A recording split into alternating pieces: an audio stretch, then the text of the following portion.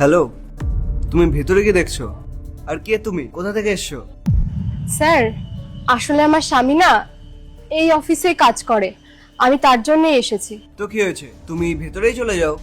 না স্যার, আমি ভেতরে যেতে পারবো না। আমার স্বামী এত বড় একটা অফিসে কাজ করে, আমি ভেতরে গেলে ওর মান সম্মান চলে যাবে। আরে না না, কোনো মান সম্মান যাবে না। আর তোমাকে কেউ জাজও করবে না। তুমি যাও, ভেতরে গিয়ে খাবারটা দিয়ে এসো। না না স্যার, আমি ভেতরে যেতে পারবো না, ও রাগ করবে। ও আমাকে ভেতরে যেতে বারণ করে।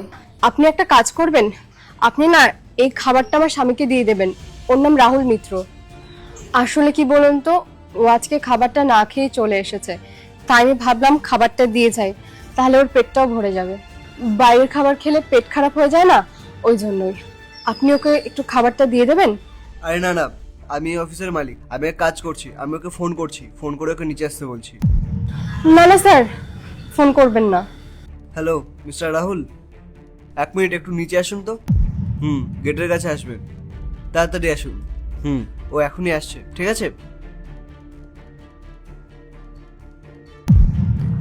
এ কি, তুমি তুমি এখানে?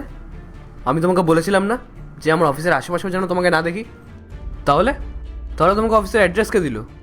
এখানকার অ্যাড্রেস তোমার ওই কার্ডে লেখা ছিল না, ওখান থেকেই দেখেছিলাম। আর আমি শুধু তোমার এই খাবারটা দিতেই এসেছি। আসলে তুমি সকালে না খেয়ে এসেছিলে না, আর বাইরের খাবার খেলে তো তোমার পেট খারাপ হয়ে যায়। তোমার মধ্যে কি ব্রেন বলে কিছু নেই? আর যদি থেকে থাকে তাহলে কি সেটাকে ইউজ করার কোনো প্রয়োজন নেই? আমার পেট, আমি যা খুশি খাই। তোমাকে অফিস আসতে কে বলেছে? তোমার এই অফিসে আসার কোনো দরকারই ছিল না। আর তুমি কি আমার নাম খারাপ করতে চাও নাকি? এই অফিসে না আমার একটা সম্মান আছে, তুমি কি সেই সম্মানটা নষ্ট করতে চাও?